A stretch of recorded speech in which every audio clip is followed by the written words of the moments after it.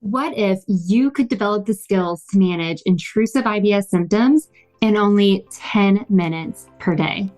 Mahana is a new app that's making proven IBS treatment accessible to everyone who needs it.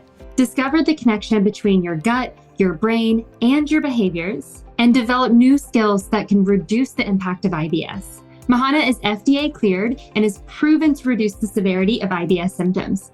Get started today and download the app at mahanatx.com/thegutshow. A question that I get asked often that breaks my heart, but I also understand where it's coming from because honestly, I asked the exact same question whenever I was struggling with IBS without a lot of guidance. And that is my body broken because of my IBS? The short answer is no. Now, the longer answer is there's something very real that's going on and that is going wrong in your body, but it can be managed. So what I want to talk about first is why it may feel like your body is broken and what is actually wrong. So whenever we feel like the body is broken, this really stems from the body not being able to do one of its natural functions that we were literally born to do. So if you were born into this world and pooping pretty soon and pretty early on, if you weren't, there's something else going on. But if you were pooping as an infant and even as a young child, able to poop and eliminate stool, chances are you didn't think a lot about it. Yes, you might have needed a little extra support, like some prune juice, moving your legs to pass gas, getting your body moving as you get older. But for the most part, pooping was a natural thing that you were able to do. With IBS, either we feel like we can't stop the poop, so you deal with diarrhea where it seems like your body is unable to form poop correctly and hold it in and stop it from coming out at the worst times. Or you feel like your body is literally incapable of creating, moving, and passing poop out of your body, so you're constipated.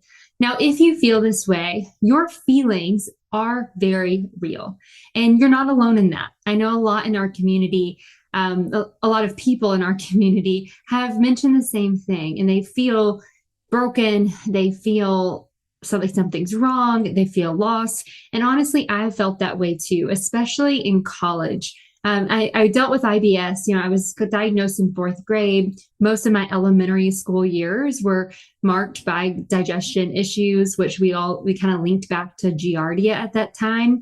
But whenever I got a little bit older, I wasn't really given many options, right? So we ruled out the major things, diagnosed me with IBS.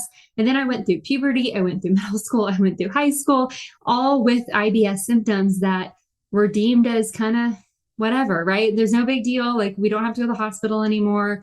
Just do an enema every now and then if you need to and try these things. And none of it really worked. And so not only was I struggling with learning about my body and learning about what's normal or not normal becoming an adult and a functioning human being in this world, I was also struggling with this feeling that something's not right in my body. And if it is, like, why is everyone else living like they're okay? Because I'm in pain, I'm uncomfortable.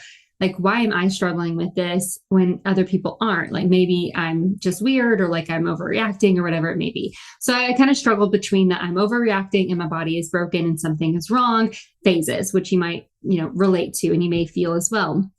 And then whenever I got in college, stepped away from home and began to see how other people lived by living in a dorm, I realized that I was not like everybody else, and something was wrong, and my body wasn't normal. And, the way that my body functioned was not like others were functioning. And that was really challenging for me because not only was I, again, struggling with becoming an adult and thinking about my future and all of that, but I was also struggling with these feelings of my body is broken and something is wrong with me, right? And we take that on as personal, right?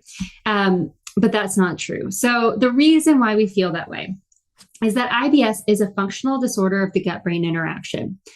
What this means is that there's not really a clear pathology to the condition of IBS, meaning there's not just one single thing wrong. It's not like there's one immune marker or one abnormality or one thing that can be necessarily diagnosed. It's diagnosed based on the symptoms over time. What we do know is that there are signs now towards pathology, and there are reasons why this can happen. But what's happening with the pathology is that it's impacting immune function, impacting gut-brain interaction, impacting gut motility, but not necessarily impacting like true inflammation where the body's fighting itself fully, like we see with IBD or inflammatory bowel disease, or even like a colon cancer. Like it's not that. So the way that it's treated is much different, and the way it's diagnosed is different because there's not as much of a clear pathology currently. Now, there could be immune activation issues. There could, which would be similar to what we see with autoimmune conditions. There's also a really clear change in motility, the gut-brain interaction, the gut microbiome makeup. And so these are changes that we see with IBS and make up the disorder of IBS. But they can be frustrating because they impact the body and lead to this feeling that the body is broken without any clear answers of why and what's going on, because it's all kind of new and we don't really have the technology yet to do that sort of testing outside of the research parameters. So what that means is that if you are feeling like your body is broken and like, you got the IBS diagnosis and your doctor says, well, it's not this, everything's okay. And it feels like there was no test that really proved that this was even happening. You're not alone. And that doesn't mean that it's all in your head or that your body is just this abnormal thing that can't be fixed. That is not true. It just means that these things that are wrong aren't as easy to detect and kind of prove, if you will, beyond how we know symptoms come up and how symptoms occur. Now, alongside that, there isn't a known cure for IBS currently, which can make it feel like you're stuck with this malfunctioning body and this dysfunctional gut forever. And I get it, that can be hard to hear. But the truth is that the different issues that we see with IBS can be improved and supported so that the body is functioning well. So you are able to actually manage symptoms, to have a healthy, thriving gut, to have healthy motility, to have a good gut-brain communication pathway. It is possible for you. So the body is not broken. There is hope. It just takes a little bit of curiosity to see what's going on in your body and specialized guidance to understand what works best for you. Did you know that you can access evidence-based IBS treatment on your phone? Mahana is an app developed by gastroenterology and psychology specialists that teaches the skills to manage IBS and decrease symptom severity in as little as 10 minutes per day. A clinical trial showed that nearly 2 out of 3 IBS patients who used Mahana reported improvement in IBS symptom severity. Mahana IBS gives you the tools to self-manage symptoms and develop strategies to live a fuller life with IBS. Get started now and download the app at mahanatx.com/thegutshow. Now back to today's episode. Now, I want to give you a few examples of what that guidance could look like, because this is going to be different for every person, but there are some specific strategies that you can use based on these different kind of drivers of symptoms, what I like to call them. One is the altered immune activation. So we do see that there is sort of like an autoimmune condition, but not fully yet, this altered immune activation, which is related to mast cells, which are immune cells found in your gut. 2 of the biggest things that can help this outside of specialized treatments and things like that are sleep, good quality sleep, consistent sleep, and routines that support immune health, like stress management, routines around how you start your day, how you end your day, how we regulate the nervous system. All of that can actually impact your immune health, which is really great. The second main driver is your change in motility. And this is whether it's constipation or diarrhea, this can be due to any overlapping issue as well as IBS itself. So if there is any overlapping issue or something going on, then we need to address that. And that might include like hypo or hyperthyroidism or anything like that that could be either slowing down the gut. We can also see that with diabetes. We also want to support digestion overall with foundational habits. So consistent meals, adequate nutrition, balanced meals, good fiber intake, movement, sleep, routines, all of those different things that can help support healthy motility. Now for constipation, we may also focus more specifically on hydration, movement, fiber, and supporters of motility, which might help speed the gut up. Might include some supplementation or something there if it's needed.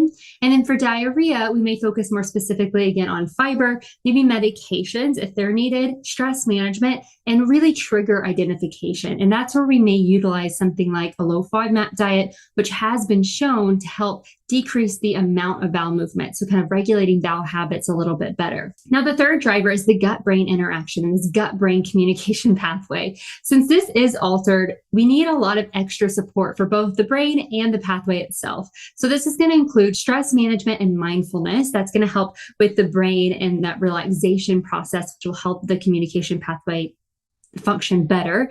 We can support the pathway itself through visualization techniques, which is also shown in like gut-directed hypnotherapy. We may use some coping strategies for what can be triggered in the brain that might spiral through the gut. And that's where we may utilize cognitive behavioral therapy specific to IBS and gut health. And then this is where we're also going to utilize sleep routines and self-care, because that will help both ends of that communication pathway function at their highest capability. So if you think about two irritable people that are trying to get on the same team, work as a team, and do their jobs well, if they are both nourished, healthy, rested, and feeling good, they're more likely to work together well than if they are sleep deprived, they haven't eaten in a long time, and they've had, stressors coming at them in every direction without time to rest, right? Think about that with your gut and your brain. They need extra support. They need to be their best selves coming forward to be able to communicate the best they can. And the fifth main driver is dysbiosis, which is a poor makeup of gut bacteria and other microbes. So here, we really want to focus on fiber increase and fiber diversity. Even if you're doing the low FODMAP diet or any type of dietary intervention that may reduce carbohydrates, you still want to focus on adequate fiber and fiber diversity, meaning different sources of plants and different fiber sources throughout each day and each week. For some, and this is interesting new research, the low FODMAP diet might actually help rebalance the microbiome towards more of a favorable makeup, what we call similar to healthy controls. This has been shown in recent research and is interesting. But with any type of dietary intervention, you do want to make sure you're working with a dietitian, because there are some negative sides to something like the low FODMAP diet that a dietitian that is well trained and specialized, like those on my team, will be able to help with more. And then for dysbiosis, we also want to address any overgrowth that's happening like SIBO.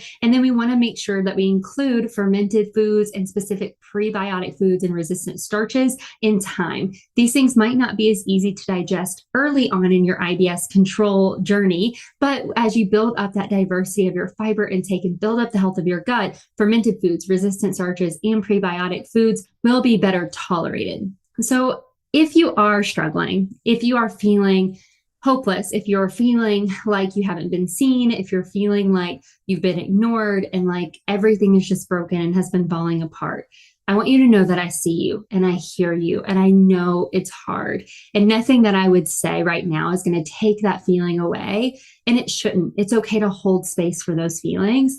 I also want to challenge you to hold space for this idea of hope, that there is a way to manage symptoms, that there is a way to address these things that are actually wrong in your body and can be supported and be improved. You can hold space for both, and that is okay. So I challenge you for that. And I hope that this conversation is helpful, and that it does spark something in you that can be helpful. If you do have any questions or you want to share your story for someone who will understand it, please find us over on Instagram at erinjudge.rd. I would love to hear from you. There's also a phenomenal community of others who deal with IBS, who talk about it through the comments and different stories that they share. And they are great people to connect with if you haven't been able to feel really heard and understood by anyone else before. So hope you enjoyed today's episode. I'm so glad that you tuned in, and I can't wait to see you on our next episode.